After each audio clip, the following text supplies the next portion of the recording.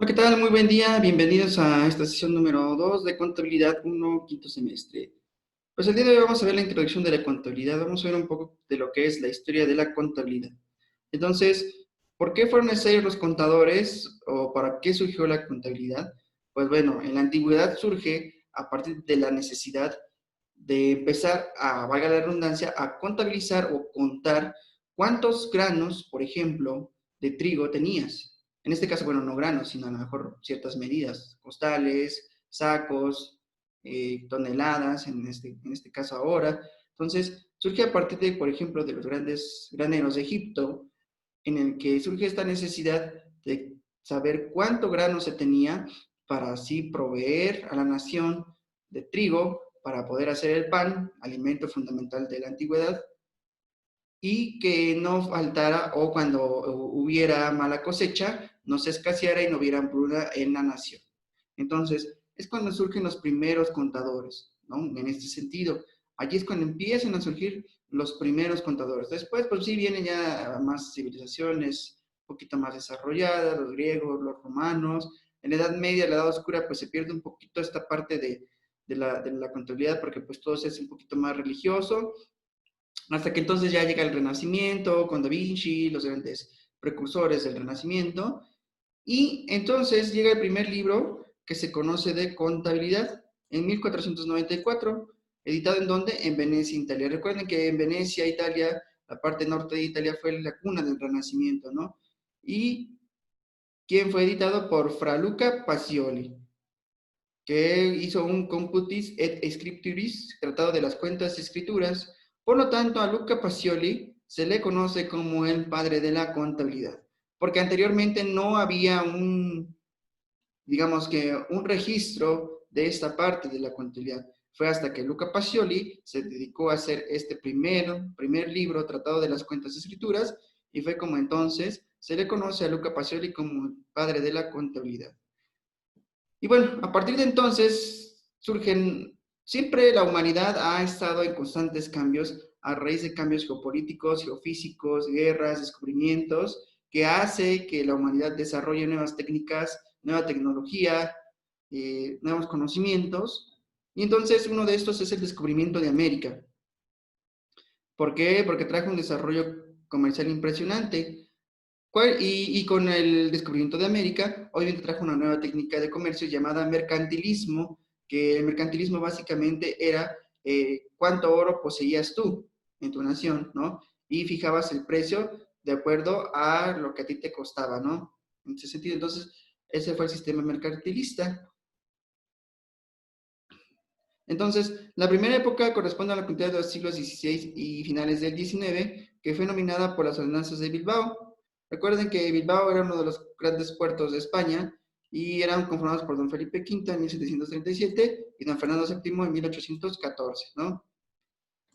La segunda época se desarrolló la contabilidad mexicana, está identificado entre 1890 y 1959, donde se inicia con la emisión del tercer Código de Comercio Mexicano en la presidencia de don Porfirio Díaz, sustituyéndose las ordenanzas de Bilbao. Recuerden que, por ejemplo, que nosotros antes éramos conocidos como la Nueva España, y la Nueva España pues tenía todo fijado conforme a lo que ordenaba la metrópoli, en este caso, bueno, la capital, que era España. Entonces pues teníamos que seguir estas ordenanzas de Bilbao, a raíz de que entonces nos independizamos, o nos independiza México, entonces sí ya empezamos poco a poco a tener nuestras propias cosas, y no fue hasta la presidencia de don Porfirio Díaz que las operaciones mercantilistas se cambiaron a las nuestras, ¿no? La tercera época moderna, con una normatividad internacional, se inició en 1959 con la creación de juntas de principios de contabilidad en los Estados Unidos de América. Como les digo, siempre hemos estado en constantes cambios y siempre la potencia es la que rige, ¿no? Por ejemplo, en estas épocas, en las primeras, ¿quién eran las potencias? Pues España, porque España tenía toda la parte de Latinoamérica, tenía muchas colonias, entonces lo que España hacía era lo que el mundo hacía, ¿no? Después aquí ya hubo un poquito de independencia, México es esta parte, pero después, obviamente, después de la Segunda Guerra Mundial, pues Estados Unidos es el orbe, la principal potencia, y entonces es como decimos, bueno, vamos a regirnos por esta normatividad internacional de 1959. En 1969, la Comisión de los Principios, el Instituto Mexicano de Contadores Públicos, emite los primeros boletines de principios de contabilidad y nace una estructura contable financiera mexicana. Ya otra vez empezamos con esta parte de que otra vez lo nuestro, ¿no? Y entonces, a partir de junio de 2004, la contabilidad deja de emitir los boletines de contabilidad donde se establecen fundamentos. O sea, antes eran como boletines. A ver, este boletín es el que vamos a hacer y es el que nos vamos a regir. No, después ya ahora sí se tiran fundamentos como tipos leyes de contabilidad mexicana y a partir de esa fecha se crea el Consejo Mexicano para la Investigación y Desarrollo de las Normas Financieras, el CINIF, ¿sale? Que afectan económicamente a una entidad. Más adelante vamos a ver qué es una entidad, ¿sale? Y produce un sistema y estructura de información financiera. Ya vamos a tener algo sistemático y algo estructurado dentro de tu información financiera que vas a presentar ante, ahora ya, Hacienda, ¿sale? Y estas operaciones van a afectar económicamente a una entidad, que les comento más adelante, vamos a ver qué es una entidad, ¿sale? Incluye pues todo lo que se transforma, todo lo que hace, todo lo que compra, lo que vende, etcétera, etcétera. ¿Sale? Entonces, esta es una pequeña breve, obviamente hay muchísimo más, mucha más información. Si ustedes buscan en internet o tienen la posibilidad de tener un libro de contabilidad y investigan y indagan, hay muchísima más historia de la contabilidad, pero pues bueno, quise resumir lo más importante, ¿no? En este sentido. Bueno, el marco jurídico de la información financiera. En nuestro país, el marco jurídico, ¿qué es lo que pasa? Dice que todo ser humano, bueno, toda persona que se dedique al comercio tiene que llevar una cuenta y de una razón de sus negocios basada en su artículo 33, que es la que dice, el comerciante está obligado a llevar y mantener un sistema de contabilidad adecuado, ¿no? Obviamente no lo puse completo, sino lo más importante que quiere decir, que tú como comerciante, que tú como prestador de servicios, estás obligado, conforme a la ley, a mantener un sistema de contable adecuado, que quiere decir que tus ingresos sean relativamente con tus egresos, ¿sale? ¿Qué quiere decir también? Que no tengas más gastos de lo que ganas, ¿no? O sea, ¿cómo es posible que gastes más de lo que ganas? No puede ser, ¿no? ¿De dónde sacas ese dinero? Eso es básicamente lo que se refiere a este código de comercio, ¿no? Que estés obligado a llevar algo, o sea, un sistema de contable adecuado, que te permita demostrar bien tus finanzas, ¿sale? Entonces, por eso es que recientemente hubo una reforma fiscal, por lo mismo, porque había, se tomaba antes como una especie de normatividad de que, pues, no, bueno, a ver, tú eres un comerciante de frutas y verduras, bueno, te corresponde tal impuesto, ¿no? Y el señor a lo mejor, en realidad, vendía muchísimo más de lo que, o sea, tenía muchísimos ingresos, ¿no? Y en realidad estaba pagando muy poca la cuota, ¿no? Y había, por ejemplo, la contraparte, ¿no? Negocios que a lo mejor, por ser de alta gama, pagaban mucho impuesto y en realidad no correspondían con sus ventas, ¿no? Entonces surge esta reforma fiscal para que, a ver, comprueba tanto tus ingresos como tus egresos, ¿no? Y aparte también porque ya el contador estaba dejando de ser funcional, porque simplemente pues la gente iba al SAT, le llegaban se llamaban creo que repecos, no me acuerdo, creo que sí, no, repecos no, no, que sí, se llamaban repecos. Entonces, llegaban los documentos y finalmente pues ya tenías tu bonche de talones de todo el año y dices, bueno, este mes me toca pagar tanto y va a pagar el banco. Entonces, el contador pues ya no existía, ya para qué querías un contador. Entonces, a partir de eso, entonces es que ya con la reforma fiscal vuelve a resurgir en México esta parte del uso del contador. Bueno, para no desviarnos del tema, sigamos con la contaduría pública. La contaduría pública nos dice que toda persona que tiene un título de contabilidad se le llama contador público y está integrada por más de 60 colegios en la República, en la que todos estos contadores forman una parte integral de su colegio, ¿sale? O sea, no puedes, digamos que tú no puedes ejercer la contabilidad si no perteneces a un colegio de contadores en México. Obviamente, pues sí, desafortunadamente, pues sabemos que estamos en México, entonces hay muchos pseudocontadores que se dedican a hacer contabilidades cuando no pertenecen a ningún colegio, ¿no? Pero sí, en realidad ya para las grandes industrias, las grandes empresas, pues sí, necesitas pertenecer a un colegio de contadores para poder ejercer. Entonces, como decía, estos colegios forman parte del Instituto Mexicano de Contadores Públicos y pues en México, bueno, la cifra esta es una cifra en el 2018, 2017 se contaba con 20,000 contadores públicos en todo el país, ahorita pues yo creo que ya debe ser un poco más.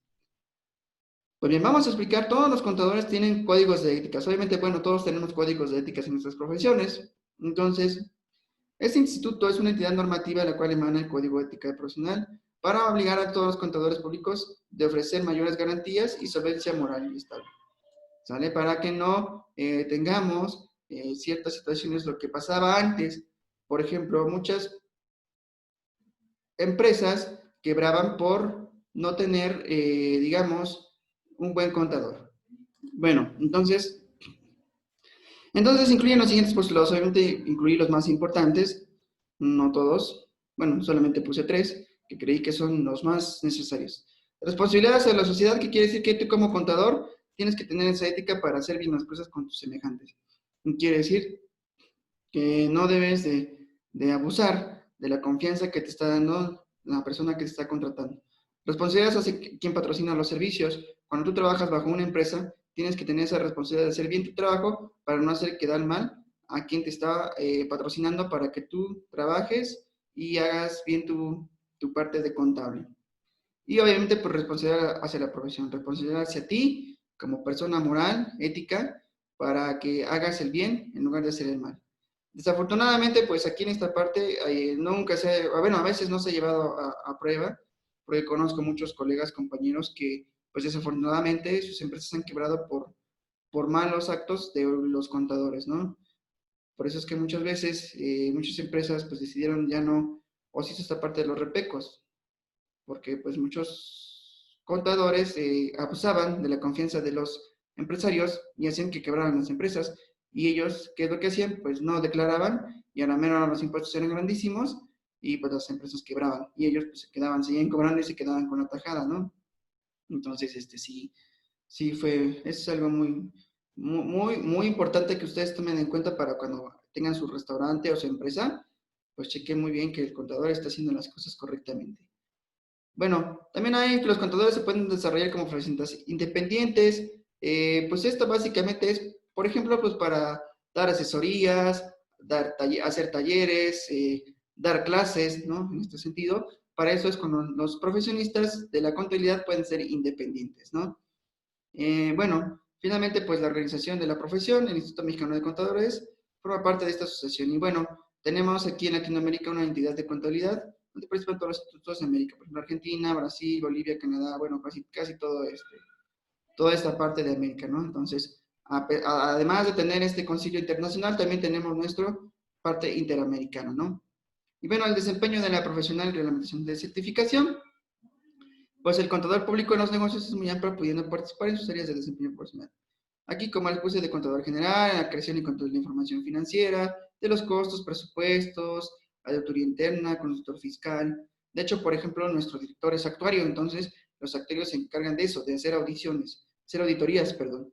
O sea, que llevan un control, o sea, digamos que primero está el contador y el papá es el actuario. Entonces, por eso es que el actuario pues sabe de muchas cosas, para la redundancia, de estas partes de la administración de la escuela, ¿no? Entonces, él es este actuario, entonces él puede hacer auditorías, puede ser consultor fiscal, entonces conoce muchísimo mejor estas partes, ¿no? Entonces, pero también tú como contador puedes desarrollarlas, obviamente pues tienes que aprender. Entonces, bueno, pues básicamente esta es la sesión número 2 de la contabilidad. Obviamente, pues esto en el aula pues lo hubiéramos hecho un poquito más largo, porque por ejemplo primero la historia y posteriormente pues todas estas partes del marco jurídico. Por eso es que aparentemente se ve un poquito largo el documento, pero bueno, no se espanten, están cortitos.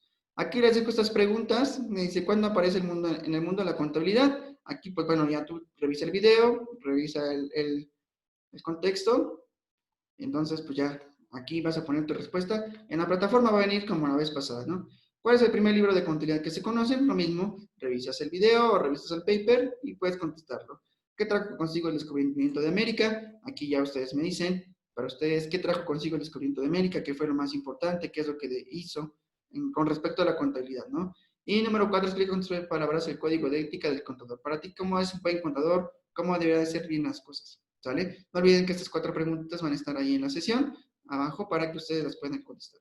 Pues por mi parte sería todo el día de hoy. Cuídense mucho. Nos estamos viendo pronto.